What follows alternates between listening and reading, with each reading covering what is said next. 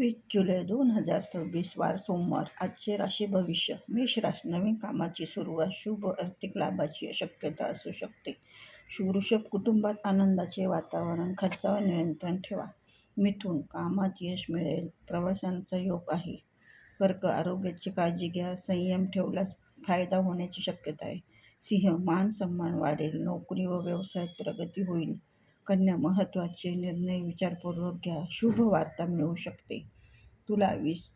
मित्रांची मदत मिळेल, धन लाभाची शक्यता. वृश्चिक. मेहनतीचे फळ मिळेल, वाद टाळा.